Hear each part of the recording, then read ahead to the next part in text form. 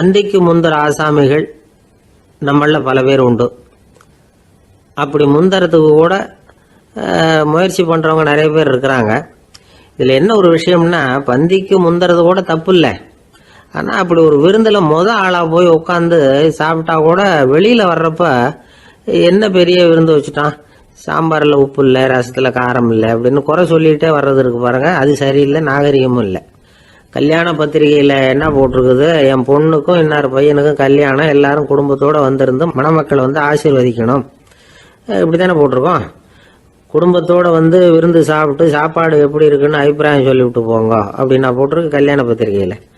ஒருத்தர் வீட்டு விசேஷத்துக்கு போயிருக்கோம்னா எவ்வளவோ அசௌகரியங்கள் நமக்கு ஏற்படலாம். ஏராளமான கூட்டம் வந்திருக்கும். எல்லாரையும் அவங்க வந்து தனித்தனியா கவனிச்சுக்கிட்டு இருக்க முடியாது.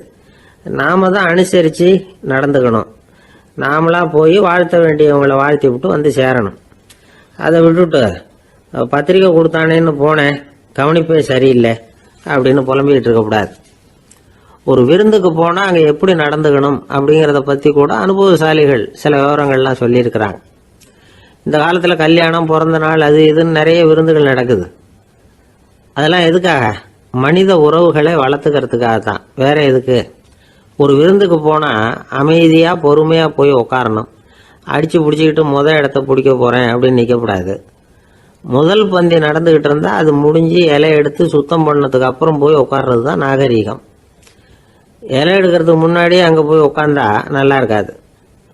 நீங்கள் சாப்பிட்டுட்டு உட்காந்துருக்கீங்களா, சாப்பிட்றதுக்கு உட்காந்துருக்கீங்களா, பார்க்குறவங்களுக்கு சந்தேகம் வந்துடும். அதே மாதிரி இலையில எல்லா ஐட்டமும் பரிமாறினதுக்கு அப்புறம் சாப்பிட ஆரம்பிக்கணும்.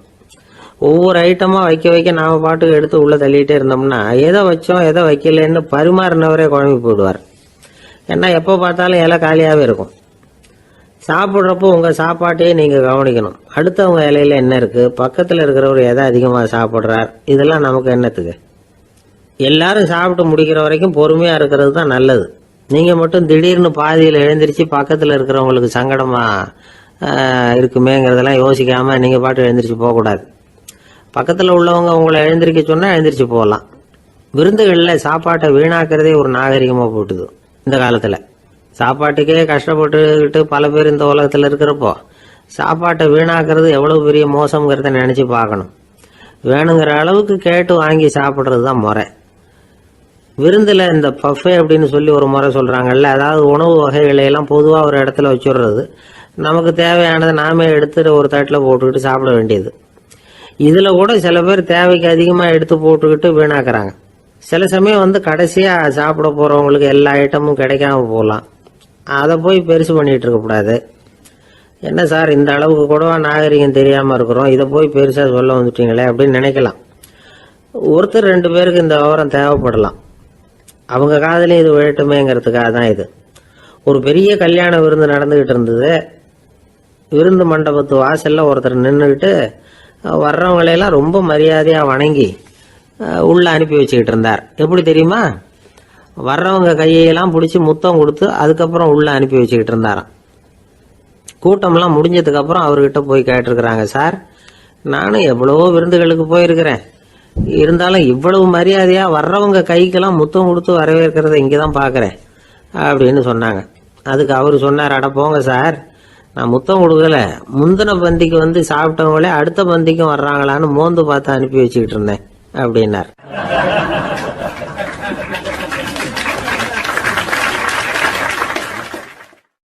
ஒரு ஊர்ல ஒரு ராஜா இருந்தார். பெரிய அரண்மனையில தான் இருக்கிறார். எல்லா வசதியும் இருந்தது. இருந்தாலும் அவர் எல்லாரும் சொல்றது எப்படி தெரியுமா, பிச்சைக்கார ராஜா. அப்படி ஒரு பேர் அவருக்கு நிலைச்சு போச்சு. ஜனங்களும் சரி மற்ற தேசங்களில் உள்ளவங்களும் சரி அவர் அந்த பேர் சொல்லியே குறிப்பிடுறது வழக்கமாக போட்டுது. இது அவருக்கு ரொம்ப கவலையாக போச்சு. என்ன இது, நம்மளை தேடி வர்றவங்களுக்கெல்லாம் நாம் சோறு போடுறோம், நம்ம புகழ்ந்து பாடல் ஏற்றி கொண்டு வர்ற புலவர்களுக்கெல்லாம் அவங்க எப்படி வந்தாலும் ஒருவேளை சோறு போடணுங்கிறது உத்தரவு. இவ்வளவுலாம் செஞ்சும் நம்மளை போய் பிச்சைக்கார ராஜான்னு எல்லாரும் சொல்கிறாங்களே, அது எதுக்காக இப்படி சொல்கிறாங்க? இதுதான் ராஜாவுக்கு குழப்பம். சரி, இதை பற்றி நம்ம அமைச்சர்கள் கிட்ட கேட்கலாமா அப்படின்னு யோசனை பண்ணார். இந்த விஷயத்தை போய் அவங்க கிட்ட எப்படி கேட்கறதுன்னு அவருக்கு தயக்கமாக இருந்தது. கௌரவ குறைச்சலாக தெரிஞ்சுது அவருக்கு. சரி, சாதாரண குடிமக்கள் கிட்ட இதை பற்றி கேட்கலாமா அப்படின்னு யோசனை பண்ணார். கேட்கலாம், ஆனால் அவங்க யாரும் ராஜா முன்னாடி வந்து நின்று தைரியமாக பேசக்கூடிய அளவுக்கு இல்லை. ராஜாவோட குழப்பம் நாளுக்கு நாள் அதிகமாக போச்சு. கடைசியாக அவர் ஒரு முடிவுக்கு வந்தார். அதாவது இதை பற்றி ஒரு பிச்சைக்காரங்கிட்டே கேட்டு பார்த்துட்டா என்ன. இதுதான் அவர் பண்ண முடிவு. உடனே மாறு வேஷம் போட்டுக்கிட்டு நகர்வலம் போனார். ஒரு பிச்சைக்காரனை கண்டுபிடிச்சார். இதை பாருப்பா, நம்ம ராஜாவை எல்லாரும் பிச்சைக்கார ராஜான்னே சொல்கிறாங்களே, அதுக்கு என்ன காரணமாக இருக்கும் அப்படின்னு கேட்டார். அதுக்கு அவன் சொல்கிறான், இதுக்கான பதிலை இன்னும் ஒரு 30 நாளில் சொல்கிறேன் அப்படின்னா. உடனே இவருக்கு சந்தோஷம். உண்மையை அவங்ககிட்ட சொன்னார். நான் வேற யாரும் இல்லை, நான் தான் இந்த நாட்டு ராஜா. இப்போ நீ என் கூடவே வந்துடும், அரண்மனையிலேயே தங்கிக்கோ. 30 நாள் கழித்து எனக்கு பதில் சொல்லிவிட்டு அதுக்கப்புறமா நீ போகலாம் அப்படின்னு சொல்லி அழைச்சிட்டு வந்துட்டார். அரண்மனையில் ஒரு மூலையில் அவன் தங்கறதுக்கு இடம் கொடுத்தார். தினம் 2 வேளையும் இவனுக்கு சோறு போடுங்க அப்படின்னு உத்தரவு போட்டார். ராஜா கொடுத்த இடத்துல போய் உக்காந்துக்கிட்டான் அந்த பிச்சைக்காரன். தினமும் அந்த அரண்மனையில் நடக்கிறதையெல்லாம் கவனிச்சிக்கிட்டு வந்தான். வேளைக்கு சாப்பாடு வரும், சாப்பிட்டுக்கிட்டு இருக்கான். இப்படி 30 நாள் முடிஞ்சுது. ராஜா வந்தார். என்ன, என்னோட கேள்விக்கு பதில் என்னன்னு கண்டுபிடிச்சிட்டியான்னார். கண்டுபிடிச்சிட்டேன்னா. என்ன எல்லாரும் பிச்சைக்கார ராஜான்னு சொல்கிறாங்களே, அது நியாயமாக படுதா உனக்குன்னு கேட்டார். நியாயமாக தான் படுது, சந்தேகம் இல்லாமல் நீங்கள் பிச்சைக்கார ராஜா தான். என்னதான் நீங்கள் வசதியோடவும் படைபலத்தோடவும் இருந்தால் கூட நீங்கள் எங்கள் வர்க்கத்தை சேர்ந்த ஆசாமி தான் அப்படின்னு அடித்து சொல்லிவிட்டான் அந்த ஆள். என்னால் அப்படி சொல்கிறேன்னு கேட்டார் இவர். அரசே, ஒரு உண்மையை கண்டுபிடிச்சி சொல்கிறதா நான் உங்ககிட்ட சொன்னேன். நீங்கள் ராஜ பரம்பரைன்னா உடனே உங்கள் கழுத்தில் கிடக்கிற முத்து மாலையை கழட்டி பரிசாக கொடுத்துருப்பீங்க, பொண்ணையும் மணியையும் கொடுத்துருப்பீங்க. ஆனால் நீங்கள் அப்படி செய்யலை. என்னை ஒரு மூலையில் உட்கார வச்சு 2 வேளை சோறு போட சொன்னீங்க. உங்களை தேடி யார் வந்தாலும், யார் வந்து பாராட்டி பேசினாலும் அல்லது பிரச்சனைகளை சொன்னாலும் நீங்கள் செய்கிற ஒரே காரியம் சோறு போடுறது தான். பிச்சைக்காரனுக்கு சோறு மட்டும்தான் உலகம். உங்கள் விஷயத்திலையும் நீங்கள் அப்படி தான் நினைக்கிறதாக தெரியுது. நல்லா கவனிங்க. எந்த ஒரு பிரச்சனைக்கும் சோறு தான் முடிவுன்னு நினைக்கிறீங்க பாருங்க. நீங்கள் சந்தேகமில்லாத எங்களை சேர்ந்த ஆளு தான் அப்படின்னு விட்டான் அந்த பிச்சைக்காரன். அதுக்கப்புறம் தான் அந்த ராஜா தன்னுடைய தவறுகளை எல்லாம் தேர்த்திக்கிட்டாராம். பசின்னு வர்றவங்களுக்கு சோறு தான் போடணும், அது தப்பு இல்லை. பாராட்ட வர்றவங்களுக்கெல்லாம் சோத்தையே போட்டு அனுப்புனா இப்படி தான் பேர் வரும். எனக்கு தெரிஞ்ச ஒருத்தர் தினமும் யாராவது ஒருத்தரை தன் வீட்டுக்கு அழைச்சிட்டு போவார், சாப்பாடு போட்டு அனுப்புவார். முன்னறிவிப்பு இல்லாமல் திடீர்னு ஒரு விருந்தாளியோட வீட்டில் போய் இவர் நிற்கிறது வழக்கம். அந்த அம்மாவும் இவருக்காக தயார் பண்ணி வச்சிருந்ததை இவர் அழைச்சிட்டு வந்திருக்கிற விருந்தாளிக்கு போட்டுருவாங்க. விருந்தாளி சாப்பிட்டுட்டு போனதுக்கப்புறம் இவர் மனைவி கிட்ட உனக்கு சிரமம் வேணாம் அப்படின்னு சொல்லிவிட்டு பக்கத்தில் உள்ள ஒரு ஹோட்டலுக்கு போய் காசு கொடுத்து சாப்பிட்டுட்டு வந்துடுவார். பல நாள் இப்படி நடக்கும். ஒரு நாள் அவரை தனியாக கூப்பிட்டுக்கிட்டு போய் ஏன் இப்படி பண்ணுறீங்கன்னு கேட்டோம். அதுக்கு அவர் சொல்கிறாரு, எங்கள் வீட்டு சாப்பாட்டிலேருந்து தப்பிக்கிறதுக்கு எனக்கு வேற வழி எதுவும் தெரியல சார், அதனால தான் இப்படி பண்ணிட்டு இருக்கிறேன் அப்படின்னார் ரொம்ப பரிதாபமா.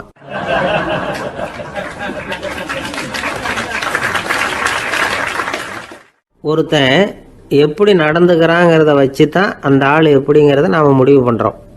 ஆளுமைன்னு சொல்கிறோம்ல, அதுக்கு சூழ்நிலைகளை ஆளுகின்ற தன்மை அப்படின்னு விளக்கம் கொடுக்குறார் ஒரு உளவியல் நிபுணர். சரி, ஒரு மனிதனுடைய ஆளுமையை உருவாக்குகிற விஷயங்கள் என்னென்ன? பிறப்பு, வளர்க்கப்பட்ட விதம், படிப்பு, நண்பர்கள், சமுதாயம், இப்படி நிறைய உண்டு. ஆளுமையின் அடிப்படையில் சில மனநோய்கள் உண்டாகுது. அதெல்லாம் என்னென்னங்கிறத தெரிஞ்சு வச்சுக்கிட்டோம்னா நம்ம கூட இருக்கிறவங்கள அடையாளம் கண்டுபிடிக்கிறதுக்கு அது ரொம்ப உபயோகமாக இருக்கும். ஃப்ரெனாய்டு ஆளுமை அப்படின்னு ஒன்று. இந்த கோளாறு உள்ளவங்க எப்படி இருப்பாங்க தெரியுமா? அதிக உணர்ச்சி, சந்தேகம், பொறாமை இதெல்லாம் அதிகமாக இருக்கும். வளைஞ்சு கொடுக்க மாட்டாங்க. அடுத்தவங்களோட இணக்கமான உறவு இருக்காது. அவங்க செய்கிற தப்புக்கெல்லாம் அடுத்தவங்களை குறை சொல்லிகிட்டு இருப்பாங்க. இது ஒரு ரகம். அடுத்தது ஸ்கிசாய்டு ஆளுமை அப்படின்னு சொல்கிறாங்க. இந்த கோளாறு உள்ளவங்க அடுத்தவங்களோட பழக கூச்சப்படுவாங்க. சின்ன வயசுலேயே இது ஆரம்பமாயிடுது. பகல் கனவுலேயே சஞ்சரிப்பாங்க. அவங்களுடைய விரோதம், கோபம் இதை கூட வெளியில் காட்டிக்க முடியாமல் இருப்பாங்க.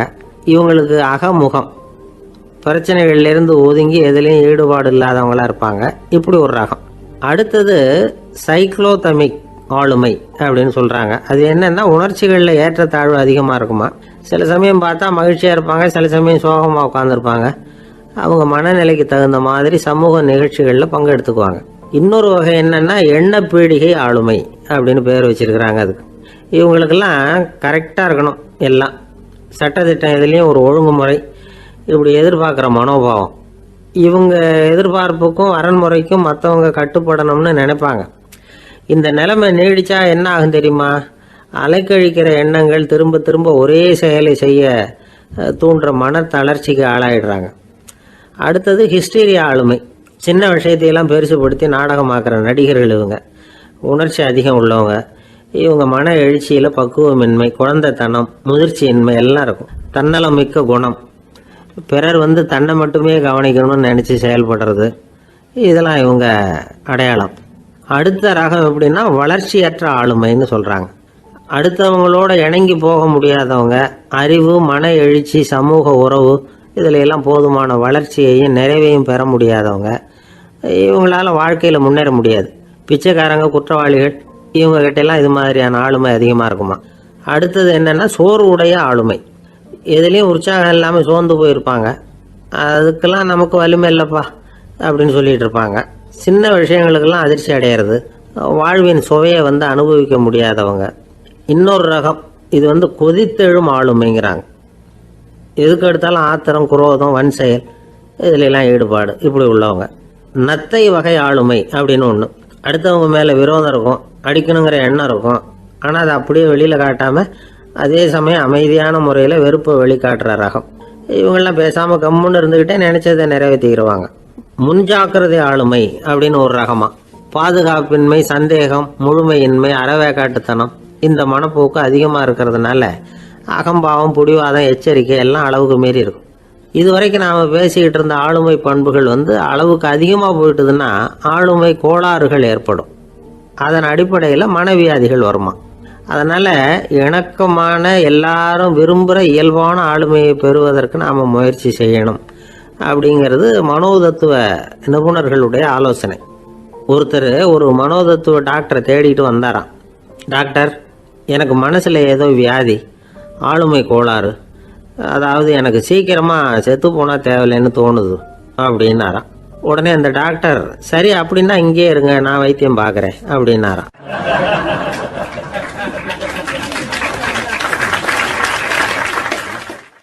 ஆஃபீஸை முடிஞ்சு வீட்டுக்கு போகிற சமயத்தில் ஒருத்தர் கடைக்கு போய் ஸ்வீட் வாங்கினார். சரி, வீட்டுக்கு பிள்ளைங்களுக்கு தான் வாங்கிட்டு போகிறார் அப்படின்னு மற்றவங்க நினச்சாங்க. அவர் அப்படி செய்யலை. அந்த இடத்துலையே பொட்டலத்தை பிரித்தார். திருட மாதிரி அப்படியே சுற்றி ஒரு தரம் பார்த்துக்கிட்டார். யாரும் தெரிஞ்சவங்க இல்லைங்கிறத முடிவு பண்ணிவிட்டு அவசரமாக அதை அப்படியே போட்டு முழுகிவிட்டு கையை தொடச்சிக்கிட்டு நல்ல பிள்ளை மாதிரி நடந்து போக ஆரம்பிச்சிட்டார். அவர் யாருன்னா, அவரோட பிரச்சனை எல்லாருக்கும் தெரியாது, சில பேருக்கு தான் தெரியும். அதாவது அவர் உடம்பில் சர்க்கரை இருக்குதுன்னு டாக்டர் சொல்லிவிட்டாராம். அதனால் வீட்டில் சர்க்கரையே இவர் கண்ணில் காட்டுறதில்ல. அதனால் இவர் யார் கண்ணிலையும் படாமல் இப்படிப்பட்ட வேலைகள்லாம் செய்கிறது வழக்கம். யாருக்கும் தெரியாமல் இப்படி ஸ்வீட்டை வாங்கி சாப்பிட்டுட்டு அவர் பாட்டுக்கு போயிடுறது. இப்படிப்பட்டவங்களுக்கெல்லாம் கொஞ்சம் ஆறுதலான தகவல் இன்றைக்கி. அது என்னென்னா, நாம் சாப்பிட்ற சர்க்கரைக்கும் நம்ம உடம்பில் உள்ள சில கோளாறுகளுக்கும் அப்படி என்ன தான் சம்மந்தம் இருக்குது. இதை பற்றி சமீபத்தில் சில ஆராய்ச்சிகள்லாம் நடந்திருக்குது. ஏன்னா சர்க்கரைன்னாவே விஷம் மாதிரி அதை பார்க்குறவங்களும் சில பேர் உண்டு. சின்ன பிள்ளைங்களுக்கு வயத்தில் பூச்சி உண்டாகிறதுலேருந்து பெரியவங்களுக்கு நீரிழிவு வர்ற வரைக்கும் எல்லாத்துக்கும் சர்க்கரை தான் காரணம்னு சொல்லிகிட்டு இருக்கிறோம். ஆனால் அந்த அளவுக்கு பயப்பட வேண்டிய அவசியம் இல்லை அப்படின்னு சொல்கிறாங்க. சர்க்கரை வியாதி, இருதய நோய், பித்த நீர் பை நோய் இதெல்லாம் சில நோய்கள்லாம் நாம் சாப்பிட்ற சர்க்கரைக்கும் தொடர்பு இருக்குன்னு நினைக்கிறோம். ஆனால் அப்படி சம்பந்தம் உண்டுங்கிறதுக்கு போதுமான அளவுக்கு ஆதாரம் இல்லை அப்படிங்கிறாங்க ஆராய்ச்சியாளர்கள். ஒரே ஒரு சம்பந்தம் தான் உறுதியாக இருக்குதான்.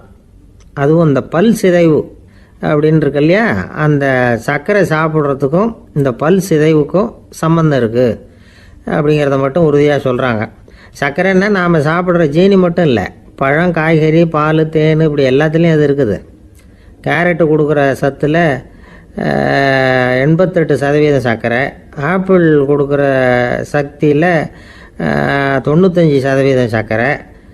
இது ஜீனி சர்க்கரை, இது ஆப்பிள் சர்க்கரை அப்படிங்கிற வித்தியாசம்லாம் உடம்புக்கு கிடையாது. ரெண்டுமே உடனடியாக சக்தி கொடுக்குது. ஒரு ஸ்பூன் சர்க்கரையில் 16 கலோரி தான் சத்து இருக்குது. அதிகமாக சர்க்கரை சாப்பிட்டா நீரிழிவு வந்துருங்கிறது தப்பான ஒரு அபிப்பிராயம். டயபெட்டிஸுங்கிறது ஒரு மெட்டபாலிக் டிசார்டர், அவ்வளவுதான். அதாவது நாம் சாப்பிட்ற சர்க்கரையை நம்ம உடம்பு திறமையாக உபயோகப்படுத்திக்க முடியல அப்படின்னு அர்த்தம். அதனால தான் அதிகமாக இனிப்பு வேணாம்னு சொல்கிறோம். ஏற்கனவே உடம்பால் முடியாத ஒன்றை மறுபடியும் அது தலையில் சுமத்தி அதிகமாக வேலை வாங்க வேணாமே அப்படிங்கிறதுக்காக தான். ஆகாரத்தில் அதிகமாக சர்க்கரை இருந்தால் அதனால் உடனே சர்க்கரை வியாதி வந்துடும்ங்கிறதுக்கு விஞ்ஞான ரீதியாக போதுமான ஆதாரம் இல்லை. அதனால் எப்போவாவது அதிகமாக ஸ்வீட்டு சாப்பிட்டுட்டா ஐயோ அதிகமாக சாப்பிட்டோமோ என்ன பண்ண போகுது தெரியலையே அப்படின்னு நினச்சி மனசை போட்டு குழப்பிக்க வேண்டியதில்லை. பொதுவாக எதுவுமே அதிகமாக வேண்டாம், எல்லாம் சீராக இருந்தால் போதும். நீரிழிவுங்கிறது புதுசாக வந்துட்ட ஒரு நோய் இல்லை, ரொம்ப காலமாகவே இருக்கிற ஒன்று தான். நம்ம முன்னோர்கள் இதை மதுமேகம் அப்படின்னு சொல்லுவாங்க. அதை கட்டுப்படுத்துறதுக்கு அவங்களே சில வழிமுறையை சொல்லி வச்சுருக்கிறாங்க. அது என்னென்னா வேறு ஒன்றும் இல்லை, இந்த பாவக்காய், முள்ளங்கி, அருகம்புல், அவ்வளவுதான். வெள்ளை முள்ளங்கி இருக்குல்ல, அதை வாரத்துக்கு 3 நாள் சாப்பிட்டுக்கிட்டு வாங்க. நூலுக்கோல் ரொம்ப நல்லது. இல்லைன்னா முள்ளங்கி சாறு 1 ounce சாப்பிட்டுட்டு வரலாம். ரத்தத்தில் சேர்கிற சர்க்கரை அளவை இதெல்லாம் கட்டுப்படுத்துது. சிறுநீரில் காணப்படுகிற சர்க்கரை அளவையும் சமநிலைப்படுத்துது. தினமும் ஆகாரத்தில் கோதுமை, கேழ்வரகு, வெந்தயம், கருவேப்பிலை, சோயாபீன்ஸ் எது கிடைக்குதோ சேர்த்துக்கலாம். இப்படிலாம் செஞ்சுக்கிட்டு வந்தால் அப்புறம் வீட்டுக்கு தெரியாமல் கடையில் போய் நின்றுக்கிட்டு ஸ்வீட் வாங்கி திருட்டுத்தனமாக சாப்பிட வேண்டிய அவசியமே உங்களுக்கு வராது. 2 ஆசாமிகள் கடற்கரையில் உட்காந்து சாவகாசமாக பேசிக்கிட்டு இருந்தாங்களாம். ஒருத்தர் சொன்னார், இன்னொருத்தருக்கு தெரியாமல் ஸ்வீட்டு சாப்பிட்றதே எப்பவும் இடைஞ்சல் தான் சார். நேற்றுக்கு பாருங்கள் அப்படி தான் சாப்பிட்டுக்கிட்டு இருந்தேன், வீட்டுக்காரி கண்ணில் போட்டுவிட்டுது, அதுக்கப்புறம் ஒரே ரகலையாக போச்சு அப்படின்னாராம். எனக்கு கூட அப்படி தான் சார் ஆகிட்டுது, ஒரே ரகலை அப்படின்னாராம் இன்னொருத்தர். நீங்கள் சாப்பிட்டதும் உங்கள் வீட்டுக்காரங்க கண்ணில் போட்டுவிட்டுதா சார் அப்படின்னு கேட்டிருக்கார் இவர். அதுக்கு அவர் சொன்னாராம், அப்படி இல்லை சார், கடைக்காரர் கண்ணில் போட்டுவிட்டுதோ, நான் அவருக்கு தெரியாமல் அந்த ஸ்வீட்டை அவர் கடையிலேருந்து எடுத்திருந்தேன் அப்படின்னு விளக்கம் கொடுத்தாராம் இந்த ஆள்.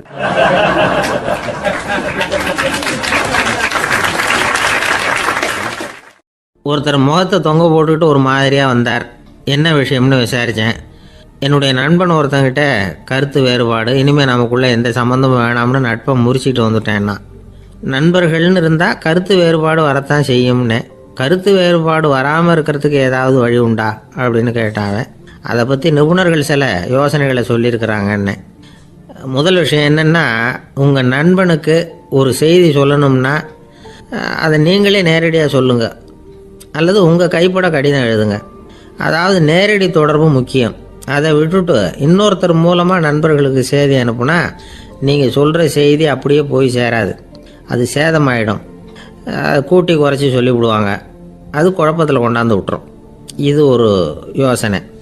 2வது யோசனை என்னென்னா, நீங்கள் ஒரு நல்ல காரியத்தை செய்யும் பொழுது உங்கள் நண்பரையும் சேர்த்துக்குங்க, அவருக்கும் அதில் ஒரு ஈடுபாட்டை உருவாக்குங்க.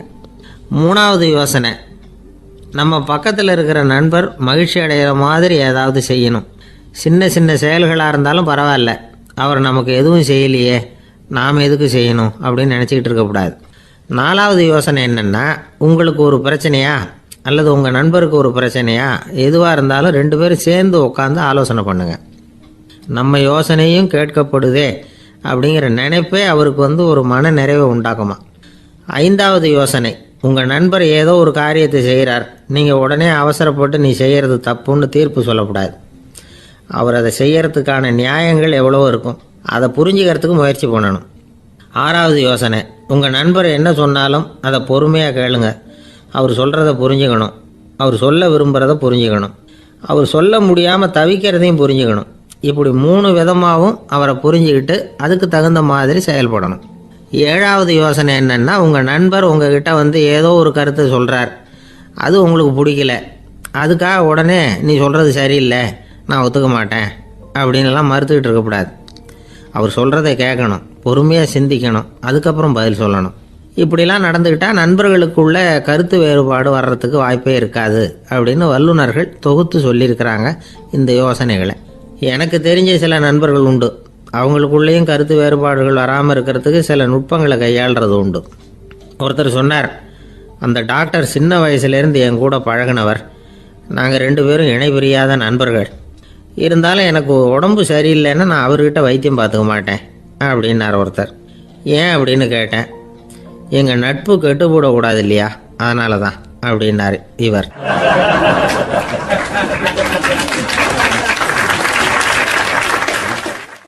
ஒரு மனுஷனுக்கு 3 விதத்தில் கர்வம் உண்டாகிறதுக்கு வாய்ப்பு உண்டு. பணம், பதவி, புகழ். பணம் அதிகமாக வந்தால் கர்வம் வரலாம், பதவி பெருசாக வந்துட்டுதுன்னா கர்வம் வரலாம், புகழ் அதிகமாக போனாலும் கர்வம் வரலாம். இந்த 3 வகையான கர்வத்துக்கும் இடம் கொடுக்காம இருக்கிறாங்க பாருங்கள், அவங்க தான் சிறந்த மனிதர்கள். ஒரு பெரிய பொறுப்பில் இருக்கிறவங்களுக்கு கர்வம் வந்துடக்கூடாது. அப்படி வந்துட்டுதுன்னா அது எல்லாருக்கும் இடைஞ்சல். ஒரு ராஜா இருந்தார். அவர் ஒரு நாள் தன்னுடைய தலைநகரத்தை சுற்றி வந்துக்கிட்டு இருந்தார். ஒரு இடத்துல ஒரு அழகான நிலத்தை பார்த்தார். ஆஹா, இந்த இடத்துல நமக்குன்னு ஒரு மாளிகையை கட்டினா எவ்வளோ நல்லா இருக்கும் அப்படின்னு நினச்சார். ராஜா நினச்சா அது முடியாத காரியமா? சரி, இந்த நிலம் யாருக்கு சொந்தம்னு விசாரிங்க அப்படின்னார் பக்கத்தில் இருந்தவங்கக்கிட்ட. அவங்கெல்லாம் ஓடி போய் விசாரித்தாங்க. அந்த இடம் ஒரு வயசான கிழவிக்கு சொந்தம், வயசான அம்மாவுக்கு சொந்தமாக. அந்த அம்மா தான் அதில் ஒரு குடிசையை போட்டு குடியிருந்துகிட்டு இருக்கிறாங்க.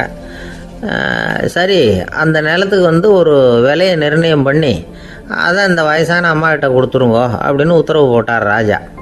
ஆனால் அந்த அம்மா, இது எங்கள் பூர்வீக இடம், இதை விற்க மாட்டேன் அப்படின்னு சொல்லிவிட்டுது.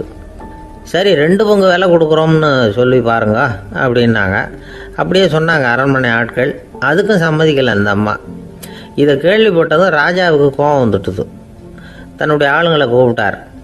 போய் அந்த குடிசையை பிரிச்சேரிங்க, காசெல்லாம் ஒன்றும் கொடுக்காதீங்க அப்படின்னு கத்தினார். அவ்வளோதான். அடுத்த நிமிஷம் அரண்மனை ஆசாமிகள் போனாங்க, குடிசையை பிரித்து எரிஞ்சாங்க. அந்த வயசான அம்மா இருக்கு, அதுவும் அந்த இடத்த விட்டு துரத்தி விட்டாங்க. அந்த இடத்துல ஒரு அரச மாளிகையை கட்டி முடிச்சிட்டாங்க. அந்த வயசான அம்மா பாவம், ராஜாவே இப்படி பண்ணால் யாருக்கிட்ட போய் முறையிட முடியும்? ஒரு ஞானி இருந்தார், அவர்கிட்ட போய் சொன்னாங்க. அவர் இவங்க சொன்னதை கேட்டு மனசில் வச்சுக்கிட்டார்.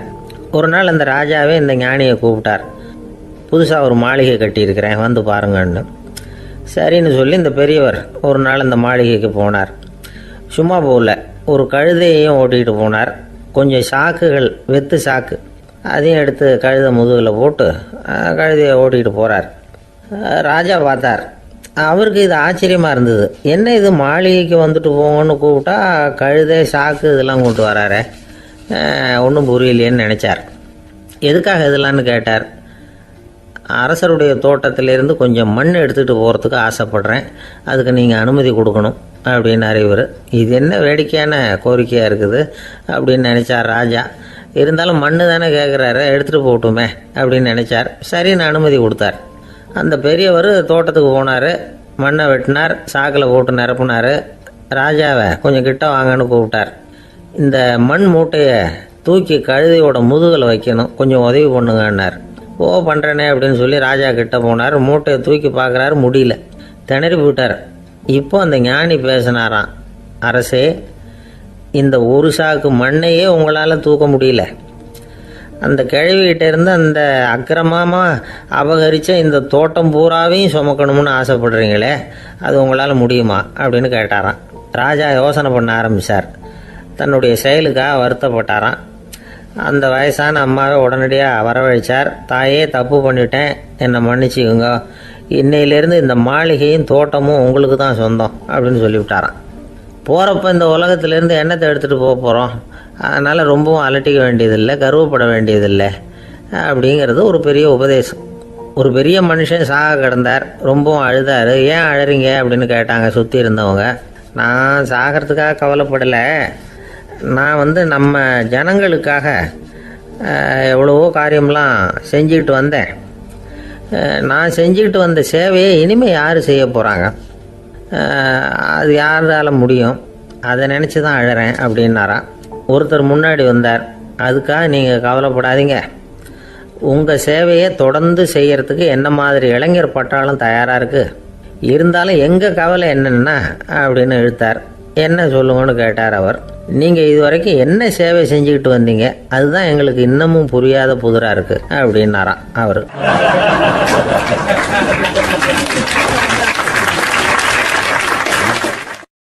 ஒரு சிகை அலங்கார கூடம், ரொம்ப சுறுசுறுப்பாக எல்லாரும் வேலை செஞ்சுக்கிட்டு இருக்கிறாங்க. முடிவெட்டிக்க வந்திருக்கிறவங்க நிறைய பேர், எல்லாரும் வரிசையாக உட்காந்துருக்குறாங்க. அந்த சமயத்தில் திடீர்னு கதவை திறந்துக்கிட்டு ஒருத்தர் உள்ளே வர்றார். அவர் ஒரு பெரிய மனிதர், அவரும் முடிவெட்டிக்கிறதுக்காக தான் உள்ளே வந்திருக்கிறார். அவரை பார்த்த உடனே அங்கே வரிசையில் உட்காந்துருந்தவங்க எல்லாரும் எழுந்திரிச்சு அவர்கிட்ட வந்துட்டாங்க. அவரை சுற்றி நின்றுக்கிட்டாங்க. எப்படி இருக்கிறீங்க, நல்லா இருக்கீங்களா அப்படின்னு விசாரிக்க ஆரம்பிச்சிட்டாங்க. எல்லாம் முடிஞ்சதும் வந்தவர் கேட்டார், வரிசையில் கடைசியாக இருக்கிறவர் யார் அப்படின்னு கேட்டார். ஏன்னு கேட்டாங்க. நான் அதுக்கு அடுத்தபடியாக உட்காரணும், அதுக்காக தான் கேட்குறேன் அப்படின்னார். உடனே அங்கே இருந்தவங்கெல்லாம் என்ன சொன்னாங்க தெரியுமா? நீங்கள் வரிசையில் காத்திருக்கக்கூடாது, நீங்கள் அரசாங்கத்தின் தலைவர், உங்களுக்கு நேரம் முக்கியம், அதனால் நீங்கள் முன்னாடி போங்க அப்படின்னு சொன்னாங்க. ஆனால் அதை அவர் கேட்கல. தோழர்களே, உங்களுடைய கருத்துக்கு ரொம்ப நன்றி. எல்லாரும் வரிசையாக தான் வரணும், அதுதான் முறை. வரிசையில் வரணுங்கிற நடைமுறையை நானும் பின்பற்ற விரும்புகிறேன். நாம் எல்லாரும் சமமானவர்கள் அப்படின்னார். இப்படி சொல்லிவிட்டு வரிசையில் கடைசியாக இருந்த ஒரு நாற்காலியில் போய் உட்காந்துக்கிட்டார். தன் சட்டை பையில் இருந்த ஒரு செய்தித்தாளை எடுத்தார், படிக்க ஆரம்பிச்சிட்டார். ஆனால் அங்கே இருந்தவங்களால இதை பார்த்துக்கிட்டு சும்மா இருக்க முடியல. ஒருத்தர் எழுந்திரிச்சு வந்தார். ஐயா, இப்போ என்னுடைய முறை வந்திருக்குது, நான் தான் போக வேண்டிய முறை. உங்களை இங்கே காத்திருக்க வைக்கிறத விட ஒரு 5 ஆண்டுகளுக்கு கூட நான் முடிவெட்டிக்காமே இருந்துட முடியும் அப்படின்னார். அவர் மறுபடியும் சொன்னார், ஐயா, நீங்கள் வரிசை முறையை தாண்டி போக விருப்பப்படல, சரி, ஆனால் என்னுடைய முறையை மாற்றி கொடுக்கறதுக்கு எனக்கு முழு உரிமை இருக்குது. இதுக்கு பதிலாக உங்களுடைய கடைசி இடத்த நான் எடுத்துக்கிறேன், இதை நீங்கள் மறுக்க முடியாதுன்னார். அங்கே இருந்த மற்றவங்களும் இதை ஒரு மனசாக வற்புறுத்த ஆரம்பிச்சிட்டாங்க. அந்த பெரிய மனிதர் பார்த்தார், சரின்னு கடைசியாக ஒத்துக்கிட்டார். அவர் யார் தெரியுமா? அவர் தான் மாவீரர் லெனின். ரஷ்யாவில் கிரெம்ளின் சிகை அலங்கார கூடத்தில் தான் இது நடந்தது. எல்லாரும் இந்நாட்டு மன்னர்கள்னு வாயளவில் பேசுறதுல என்ன பிரயோஜனம்? நாம் எல்லாரும் சமங்கிறத நடைமுறையில் கடைபிடிச்சி காட்டினவங்க கொஞ்சம் பேர் தான். அவங்களில் ஒருத்தர் தான் லெனின்.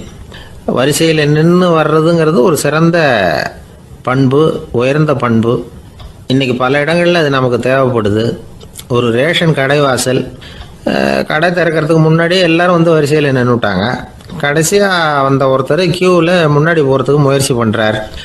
ஏற்கனவே நின்றுட்டு இருக்கிறவங்க அவரை முன்னாடி போகிறதுக்கு விட மாட்டேங்கிறாங்க. கடைசியாக போய் நில்லையா அப்படின்னு எல்லாரும் கத்துறாங்க. அதை அவர் காதில் வாங்கலை. முண்டி அடிச்சுக்கிட்டு முன்னாடி போகிறதுக்கே முயற்சி பண்ணிகிட்டு இருக்கிறார். எல்லாரும் சேர்ந்து அவரை வலுக்கட்டாயமாக இழுத்து கொண்டாந்து பின்னாடி கொண்டு போய் நிறுத்திவிட்டாங்க.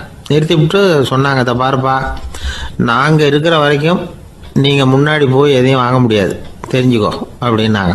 இப்போ அந்த ஆள் சொன்னாராம், நான் இங்கே பின்னாடி நிற்கிற வரைக்கும் நீங்களும் எதுவும் வாங்க முடியாது அப்படின்னாராம். ஏன்னு கேட்டிருக்கிறாங்க. நான் தான் அந்த கடையை திறக்க வேண்டிய ஆள் அப்படின்னா. அம்மாக்காரங்களுக்கு அடிக்கடி ஏற்படுற கவலை ஒன்று உண்டு. அதாவது குழந்தை சரியாக சாப்பிட மாட்டேங்குதே அப்படிங்கிற கவலை. இவங்கெல்லாம் ஒரு விஷயத்த நல்லா புரிஞ்சுக்கணும். குழந்தைகள்ங்கிறவங்க பெரியவங்க மாதிரி இல்லை. அவங்க கடிகாரத்தில் மணியை பார்த்துட்டு சாப்பிட்றதுக்கு உட்கார்ற ரகம் கிடையாது. பசிச்சா சாப்பிடுவாங்க, இல்லைன்னா விளையாடுவாங்க அல்லது தூங்குவாங்க. அது புரியாமல் அவங்கள கட்டாயப்படுத்தி அல்லது மிரட்டி சாப்பிட வைக்கிறது ரொம்ப தப்பு. ஒரு 8 மாத குழந்தைக்கு 3 மணி நேரத்துக்கு ஒரு தடவை பசிக்கும். அந்த நேரம் பார்த்து சாப்பாடு கொடுத்தா அடம் பண்ணாமல் அது பாட்டுக்கு சாப்பிட்றோம். அதே குழந்தைக்கு 1 வயசு ஆகிறப்போ 4 மணி நேரத்துக்கு ஒரு தடவை பசிக்கும். இந்த வயசுல இயற்கையாகவே பசி குறைஞ்சிருக்கும். அது புரியாமல் என் குழந்தை முன்னாடி மாதிரி இப்போ சரியாக சாப்பிட மாட்டேங்கிறான் அப்படின்னு சில பேர் டாக்டர்கிட்ட போய் சொல்லிக்கிட்டு இருப்பாங்க. இன்னொரு விஷயம், ஒரு குழந்தைக்கு வயசு அதிகமாகிற வேகத்துக்கு உடம்பு எடையும் அதிகமாகிக்கிட்டே போகாது. உடம்பு எடை அதிகமாகிற வேகம் குறைஞ்சிக்கிட்டே வரும். 6 மாத குழந்தைக்கு ஒரு வாரத்தில் 150 கிராம் எடை கூடும். ஒரு வயசில் வாரத்துக்கு 71 கிராம் எடை கூடும். இது புரியாமல் அதிகமாக சாப்பாட்டை கொடுத்து குழந்தைய கஷ்டப்படுத்தக்கூடாது. ஏன்னா அளவுக்கு மீறின உணவு அஜீரணத்தை உண்டு பண்ணிவிடும். குழந்தைக்கு ஒரு தட்டில் கொஞ்சமாக ஆகாரத்தை வச்சு கொண்டுகிட்டு போய் கொடுக்கணும். மலை மாதிரி குவிச்சு வச்சா அதை பார்த்ததுமே பசி அடங்கி போயிடும். அடித்து மிரட்டி பயமுறுத்தி குழந்தைய சாப்பிட வைக்கிற பழக்கம் இருக்குது பாருங்கள், அதுக்கு ஃபுட் ஃபோர்ஸிங் அப்படின்னு பேர். இப்படி பண்ணினா குழந்தைக்கு சாப்பாட்டில் விருப்பம் குறைஞ்சிரும், அதை கண்டாவே வெறுக்க ஆரம்பிச்சிடும். அது மாதிரி உளம் சார்ந்த பசி குறைவு, சைக்கோஜெனிக் அனோரெக்சியா, அது ஏற்படுமா. சாப்பாடுங்கிறதே ஒரு தண்டனை மாதிரி தோணும். குழந்தைகளுக்கு பிடிச்ச மாதிரியான ஆகாரத்தை கொடுக்கணும். சத்து அதிகம் இருக்குங்கிறதுக்காக அதுக்கு பிடிக்காத ஆகாரத்தை கொடுத்து கட்டாயப்படுத்தக்கூடாது. குழந்தைகளுக்கு 2 வயசு ஆகிறப்போ இயற்கையாகவே எதிர்மறை குணம் உண்டாகும். அதாவது அந்த எதிர்மறையாக பேசுறது. இது மாதிரி சமயங்களில் நாம் என்ன சொல்கிறோமோ அதுக்கு நேர்மாறாக நடந்துக்கும். ஏட்டிக்கு போட்டி. சாப்பிட சொன்னால் விளையாட போவோம், விளையாட சொன்னால் சாப்பாடு கேட்கும். இதை புரிஞ்சுக்கிட்டு நடந்துக்கணும். குழந்தை சொன்ன பேச்சை கேட்கலேன்னு கோவப்படக்கூடாது. குழந்தை வளர வளர பிடிவாத குணம் வர்றது சகஜம். கேட்டதை வாங்கி கொடுத்தா தான் சாப்பிடுவேன் அப்படின்னு பிடிவாதம் பண்ணணும். வாங்கி கொடுத்து விடுறது தான் உத்தமம். நீங்களும் அதுக்கிட்ட பிடிவாதம் பண்ணிகிட்டு இருக்கக்கூடாது. ஏன்னா கேட்டது கிடைக்கலையேங்கிற ஏமாற்றம் கூட குழந்தையோட பசியை குறைச்சிரும். கேட்டது கிடைச்சுட்டா பசி அதிகமாகும், கொடுத்ததை மளமளன்னு சாப்பிட்றோம். குழந்தைகளுக்கு கண்ட நேரத்தில் சாப்பிட்றதுக்கு எதையாவது வாங்கி கொடுத்துக்கிட்டு இருந்தா சாப்பாட்டு நேரத்தில் சாப்பிடாம அடம் பண்ண ஆரம்பிச்சிடும். பள்ளிக்கூடம் போகிற பிள்ளைங்க காலை உணவை சரியாக சாப்பிட மாட்டாங்க. அச்சம், அவசரம், பரபரப்பு இதெல்லாம் தான் காரணம். பள்ளிக்கு புறப்படுறதுக்கு ஒரு 3/4 மணி நேரத்துக்கு முன்னாடியே சாப்பாடு போட்டுருங்க, அது சரியாக போடும். படிக்கிற குழந்தைகள் உடல் சோர்வு, மனச்சோர்வு இது காரணமாக கூட சாப்பிட மறுக்கிறது உண்டு. இப்போ உதாரணமாக சாயந்தரம் விளையாடி விட்டு வீட்டுக்கு வந்ததும் சாப்பிட சொன்னால் வேணாம்பாங்க. இது உடல் சோர்வு. ரொம்ப நேரம் வீட்டு பாடங்களை செஞ்சு முடித்த கையோடு சாப்பிட சொன்னாலும் அவங்களால சரியாக சாப்பிட முடியாது. இது உளச்சோர்வு, அதாவது மனச்சோர்வு. இதை தவிர குழந்தைகளுக்கு உடல் நலக்குறைவு ஏற்பட்டால் கூட சாப்பிட மறுக்கிறது உண்டு. சில மருந்து மாத்திரைகள் கூட பசியை குறைச்சிரும். அதனால் சரியாக தெரிஞ்சுக்கிட்டு குழந்தைகளை சாப்பிட வைக்கணும். அது புரியாமல் கையில் சாப்பாட்டு தட்டை வச்சுக்கிட்டு குழந்தைகளை விரட்டிக்கிட்டு அலையக்கூடாது. ஒரு சின்ன பையன் சொன்னான், எங்கள் அம்மா சாப்பாடு போடுறது தெரிஞ்சா நான் உடனே வீட்டை விட்டு வெளியில் ஓடி போடுவேன் அப்படின்னா. ஏன் அப்படி பண்ணுறேன்னு கேட்டோம். எங்கள் அப்பா கூட அது மாதிரி தான் சார் பண்ணுவார் அப்படிங்கிறான்.